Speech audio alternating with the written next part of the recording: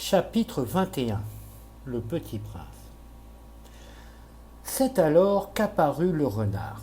« Bonjour, dit le renard. »« Bonjour, répondit poliment le petit prince, qui se retourna mais ne vit rien. « Je suis là, dit la voix, sous le pommier. »« Qui es-tu ? dit le petit prince. »« Tu es bien joli. »« Je suis un renard, dit le renard. »« Viens jouer avec moi, lui propose le petit prince. Je suis tellement triste. »« Je ne puis pas jouer avec toi, dit le renard. Je ne suis pas apprivoisé. »« Ah, pardon, fit le petit prince. » Mais après réflexion, il ajouta. « Qu'est-ce que signifie apprivoiser ? » ?»« Tu n'es pas d'ici, dit le renard. Que cherches-tu ? » ?»« Je cherche les hommes, dit le petit prince. »« Qu'est-ce que signifie apprivoiser ? » ?»« Les hommes, dit le renard, ils ont des fusils et ils chassent. C'est bien gênant. Ils élèvent aussi des poules, c'est leur seul intérêt. Tu cherches des poules ? Non, dit le petit prince, je cherche des amis. Qu'est-ce que signifie apprivoiser ? C'est une chose trop oubliée, dit le renard. Cela signifie créer des liens. Créer des liens ? Bien sûr, dit le renard. Tu n'es encore pour moi qu'un petit garçon tout semblable à 100 000 petits garçons. Et je n'ai pas besoin de toi. Et tu n'as pas besoin de moi non plus. Je ne suis pour toi qu'un renard semblable à 100 000 renards. Mais si tu m'apprivoises, nous aurons besoin l'un de l'autre. Tu seras pour moi unique au monde. Je serai pour toi unique au monde. Je commence à comprendre, dit le petit prince. Il y a une fleur, je crois qu'elle m'a apprivoisé. C'est possible, dit le renard. On voit sur la terre toutes sortes de choses. Oh, ce n'est pas sur la terre, dit le petit prince. Le renard parut très intrigué. Sur une autre planète ? Oui. Il y a des chasseurs sur cette planète-là ? Non. Ça, c'est intéressant. Et des poules ? Non. Rien n'est parfait, soupira le renard. Mais le renard revint à son idée. Ma vie est monotone. Je chasse les poules, les hommes me chassent. Toutes les poules se ressemblent, et tous les hommes se ressemblent. Je m'ennuie donc un peu. Mais si tu m'apprivoises, ma vie sera comme ensoleillée. Je connaîtrai un bruit de pain qui sera différent de tous les autres. Les autres pains me font rentrer sous terre. Le tien m'appellera hors du terrier, comme une musique. Et puis, regarde, tu vois, là-bas, les champs de blé ? Je ne mange pas de pain. Le blé, pour moi, est inutile. Les champs de blé ne me rappellent rien. Et ça, c'est triste. Mais tu as des cheveux couleur d'or. Alors ce sera merveilleux quand tu m'auras apprivoisé. Le blé, qui est doré, me fera souvenir de toi. Et j'aimerais le bruit du vent dans le blé. Le renard se tut et regarda longtemps le petit prince. « S'il te plaît, apprivoise-moi, dit-il. »« Je veux bien, répondit le petit prince, mais je n'ai pas beaucoup de temps. J'ai des amis à découvrir et beaucoup de choses à connaître. »« On ne connaît que les choses que l'on apprivoise, dit le renard. Les hommes n'ont plus le temps de rien connaître. Ils achètent des choses toutes faites chez les marchands. Mais comme il n'existe point de marchand d'amis, les hommes n'ont plus d'amis. Si tu veux un ami, apprivoise-moi. Que faut-il faire? Dit le petit prince. Il faut être patient, répondit le renard. Tu t'assoiras d'abord un peu loin de moi, comme ça, dans l'herbe. Je te regarderai du coin de l'œil et tu ne diras rien.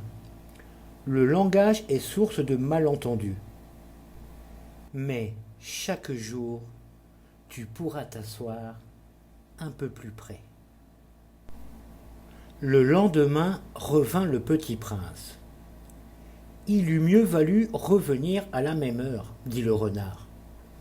Si tu viens, par exemple, à 4 heures de l'après-midi, dès 3 heures, je commencerai d'être heureux. Plus l'heure avancera, plus je me sentirai heureux. À 4 heures, déjà, je m'agiterai et m'inquiéterai. Je découvrirai le prix du bonheur. Mais si tu viens n'importe quand, je ne saurai jamais à quelle heure m'habiller le cœur. Il faut des rites. Qu'est-ce qu'un rite? Dit le petit prince. C'est aussi quelque chose de trop oublié, dit le renard. C'est ce qui fait qu'un jour est différent des autres jours, une heure des autres heures. Il y a un rite. Par exemple, chez mes chasseurs, ils dansent le jeudi avec les filles du village. Alors le jeudi est jour merveilleux. Je vais me promener jusqu'à la vigne. Si les chasseurs dansaient n'importe quand, les jours se ressembleraient tous, et je n'aurais point de vacances. Ainsi le petit prince apprivoisa le renard. Et quand l'heure du départ fut proche, « Ah, dit le renard, je pleurerai. »« C'est ta faute, dit le petit prince. Je ne te souhaitais point de mal, mais tu as voulu que je t'apprivoise. »« Bien sûr, dit le renard. »« Mais tu vas pleurer, dit le petit prince. »« Bien sûr, dit le renard. »« Alors tu n'y gagnes rien. »« J'y gagne, dit le renard, à cause de la couleur du blé. » Puis il ajouta, « Va revoir les roses. Tu comprendras que la tienne est unique au monde. Tu reviendras me dire adieu, et je te ferai cadeau d'un secret. » Le petit prince s'en fut revoir les roses. « Vous n'êtes pas du tout semblable à ma rose. Vous n'êtes rien encore, leur dit-il. Personne ne vous a apprivoisé, et vous n'avez apprivoisé personne. Vous êtes comme était mon renard. Ce n'était qu'un renard semblable à 100 000 autres, mais j'en ai fait mon ami, et il est maintenant unique au monde. » Et les roses étaient bien gênées. « Vous êtes belle, mais vous êtes vide, leur dit-il encore. On ne peut pas mourir pour vous. Bien sûr, ma rose à moi, un passant ordinaire croirait qu'elle vous ressemble. Mais à elle seule, elle est plus importante que vous toutes, puisque c'est elle que j'ai arrosée, puisque c'est elle que j'ai mise sous globe, puisque c'est elle que j'ai abritée par le paravent, puisque c'est elle dont j'ai tué les chenilles, sauf les 2 ou 3 pour les papillons, puisque c'est elle que j'ai écouté se plaindre ou se vanter, ou même quelquefois se taire, puisque c'est ma rose. »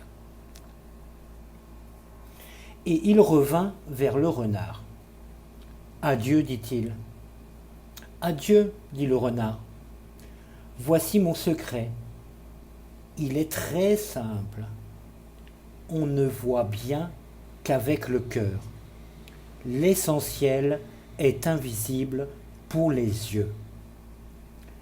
L'essentiel est invisible pour les yeux, répéta le petit prince, afin de se souvenir. C'est le temps que tu as perdu pour ta rose qui fait ta rose si importante. C'est le temps que j'ai perdu pour ma rose, fit le petit prince afin de se souvenir. Les hommes ont oublié cette vérité, dit le renard. Mais tu ne dois pas l'oublier. Tu deviens responsable pour toujours de ce que tu as apprivoisé. Tu es responsable de ta rose. Je suis responsable de ma rose, répéta le petit prince, afin de se souvenir. Voilà, à la semaine prochaine.